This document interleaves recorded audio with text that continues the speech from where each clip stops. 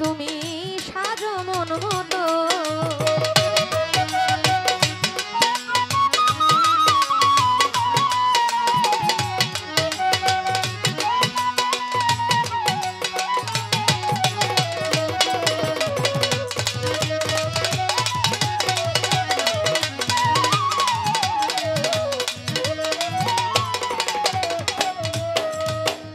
তোমার যত মনের কালি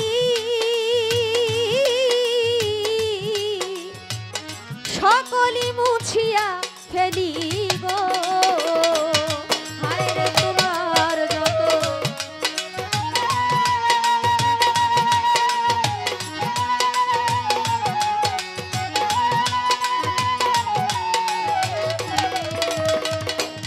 হায় রে তোমার যত মনের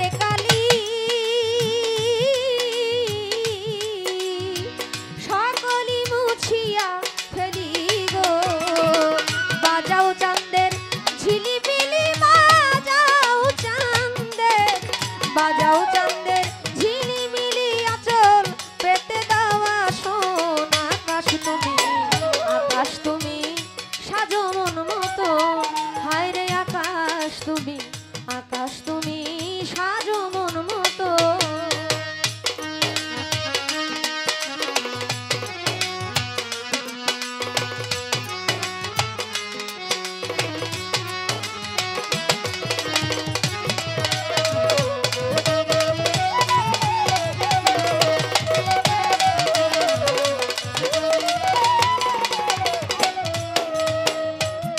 তোমার অসীম ছায়া মায়া দিয়া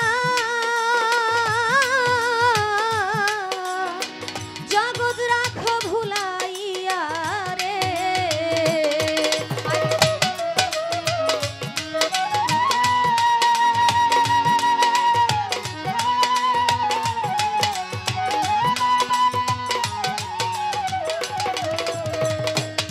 হায় রে তোমার অসীম মায়া দিয়া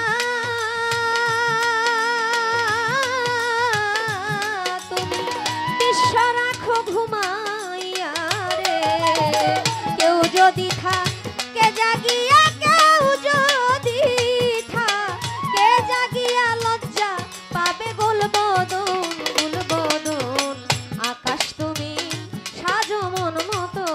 হায় রে আকাশ তুমি সাজো মন মতো।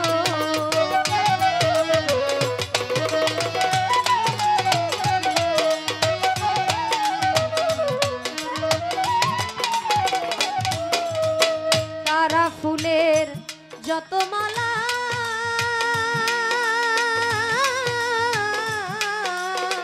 পরাই সোনা বন্ধুর গলা গো।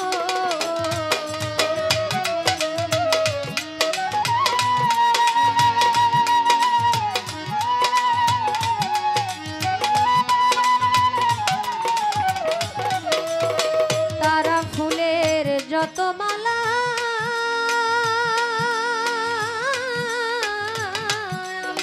পরাই সোনা বন্ধুর গলা গো।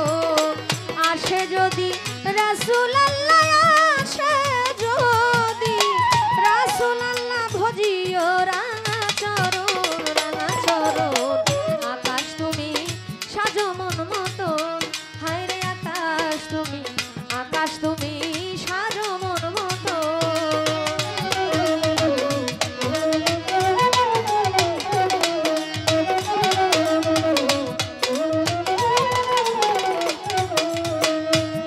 মেরাজ এমন একটা বিষয়, মেরাজের প্রতি বিশ্বাস রাখতে হবে। আসলে কতটুকু বাস্তব, কতটুকু সত্যি, এটা মালিক ভালো জানে। এই বিষয়ে যদিও আমি কিছু বলতে চাই না, কিন্তু মেরাজ এমন একটা বিষয়, মেরাজ হইল মিলন, সাক্ষাৎ, ঊর্ধ্বে গমন। আল্লাহ পাকের সাথে সাক্ষাৎ করার জন্য আমার দয়াল নবীকে আল্লাহ পাক খুশি হয়ে তাকে ডাকলেন যে, হে দোস্ত, আপনি আমার কাছে আসেন, আমি আপনাকে দেখতে চাই। এর আগে অনেক ঘটনাই আছে। আমরা জানি নবী করিম সাল্লাল্লাহু আলাইহি ওয়াসাল্লাম ওনার মামার দেশ ছিলেন তায়েফ নগরী। সেই তায়েফবাসী আমার নবী করিম সাল্লাল্লাহু আলাইহি ওয়াসাল্লামকে এত কষ্ট দিয়েছেন, এত যন্ত্রণা দিয়েছেন, এত আঘাত করেছেন, পাথর দিয়ে নিক্ষেপ করতে করতে শরীরটাকে জর্জরিত করে ফেলেছেন, ক্ষত বিক্ষত করে ফেলছেন। আমার নবীর শরীর মুবারক থেকে রক্ত বাহির হইতে হইতে জুতা মুবারকের সাথে আটকে গেছে। এই সময় আমার আল্লাহ পাক জিবরাইল আমিনের মাধ্যমে বলছেন, ইয়া রাসূল আল্লাহ, আপনার সাথে আমি দেখা করতে চাই। আল্লাহর সাথে সাক্ষাৎ করানোর জন্য আল্লাহ পাক আমার নবীকে দাওয়াত করলেন। আমার নবী যতটা ধ্যান সাধনা করেছেন হেরা পর্বতের মধ্যে, অন্যান্য নবী এতটা ধ্যান সাধনা করেন না। আমার নবীর জন্য আল্লাহ পাক সব সৃষ্টি করেছে। আমি আপনি সবাই সৃষ্টি হয়েছি। অন্যান্য নবীরা বলেছেন, আমি নবী না হয়ে যদি শেষ নবীর উম্মত হতে পারতাম, নিজে ধন্য বলে গণ্য হইতাম। একজন নবী সে কিয়ামতের আগে আমার নবীর উম্মত হয়ে দুনিয়াতে আসবে। যেখানে এত বড় উপাধি সাধনা আল্লাহ পাক দিয়ে রেখেছে, ৩১৩ জন নবীর মধ্যে সাধারণ নবুয়তি পেয়েছে অন্যান্য নবী, আর আমার নবী পেয়েছে মোহরে নবুয়ত। যেই নবুয়ত আলাদা গুরুত্বপূর্ণ এবং যার গুরুত্ব মুখে বলে শেষ করার মতো না।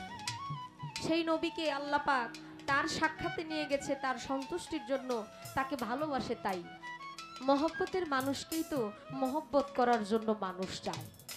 সেখানে আল্লাহ যার জন্য সবকিছু সৃষ্টি করেছে, তায়েববাসী আমার নবীকে এত আঘাত করলো, কষ্ট দিল, সেই কষ্টকে মোচন করার জন্য আমার নবীকে মেরাজে নিয়ে গেছে। এই হইল মেরাজের হাকিকত। সাধনার বিষয় আছে। এখন আমার আল্লাহ পাক ফেরেশতা মণ্ডলীদেরকে বলতেছে, হে ফেরেশতা মণ্ডলী, ৭০,০০০ ফেরেশতারা কাতারে কাতারে দাঁড়াইতে থাকো, এই পথে আমার রাসূল আসবে, এই পথে আমার নবী আসবে, আজ নিশিতেই আমার বন্ধু আসবে, আমার দোস্ত আসবে আমার সাথে সাক্ষাৎ করার জন্য। সকল পৃথিবীর যা আছে সবকিছুকে বলল যেন ঘুমন্ত হয়ে থাকে। আমার নবী যখন আমার সাথে সাক্ষাৎ করতে আসবে তখন যেন কেউ জাগ্রত না থাকে, সবাই যেন ঘুমের মধ্যে থাকে। ঘুমের মধ্যে থাকলে আমার দুস্তের সাথে আমি মহব্বতের সময় পার করতে পারবো, এটা অন্য কেউ জানবে না। কতটুকু গুরুত্বপূর্ণ হলে আমার নবী করিম সাল্লাল্লাহু আলাইহি ওয়াসাল্লাম যে অজু করতেছিলেন, ওই পানি যে গড়িয়ে নিচের দিকে যাচ্ছিলেন, আমার নবী মেরাজ কইরা এসে দেখেন ওই পানি এখনো গড়িয়ে গড়িয়ে যাচ্ছে। ঘরের দরজা উম্মে হানির ঘর থেকে যখন যাচ্ছিলেন, উম্মে হানির ঘরের দরজার যে সিটকিরি ছিল, ওই সিটকিরিটা যে উনি খুলে রেখে গেছিলেন, আয়সা দেখে ওই সিটকিরিটা এরকম লড়তেছে। চোখের পলকেই ২৭ বছর পার হয়ে গেছে। ১৩ জন মতান্তরে ১৪ জন বিবির মধ্যে কারো ঘর থেকে আমার নবী মেরাজ করতে যান নাই, উম্মে হানির ঘর থেকেই গেছেন। উম্মে হানি ছিলেন আমার দয়াল নবীর আশিক। আশেক মাসুকের যে একটা খেলা, আশা যে কোনো মানুষ আকাঙ্ক্ষা করে, মাসুক তার আকাঙ্ক্ষা পূরণ করে দেয়। কোনো ভক্ত যদি গুরুর কাছে আবদার করে, হে দয়াল আপনি আমার বাড়িতে চরণ ধুলা দিবেন, আমি আপনার চরণ ধুলার আশায় আছি, আমি আপনার জন্য অপেক্ষায় আছি। এই আশেকের জায়গাটা অনেক ঊর্ধ্বে থাকে। আশেকের মনের বাসনা পূরণ করা গুরুর দায়িত্ব। তার জন্য আল্লাহর কাছে উনি যাবেন। সাধনা করতে করতে উম্মে হানি আমার নবীকে জয় করে নিয়েছিলেন। তার জন্য নবী করিম সাল্লাল্লাহু আলাইহি ওয়াসাল্লাম উম্মে হানির ঘর থেকে মেরাজ করতে আল্লাহর সাথে যান। তার জন্য বললেন,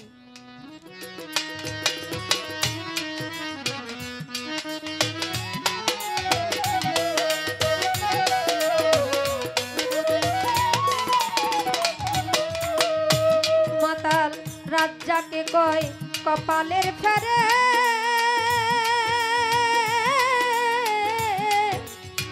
কাছের মানুষ দূরে গেলে রে,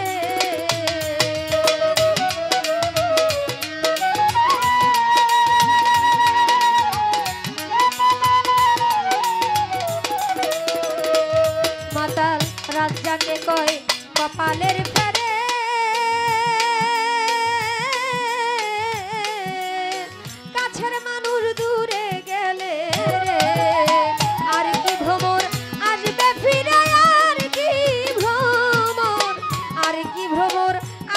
ফিরে ফুরাইলে রসের যৌবন, রসের যৌবন।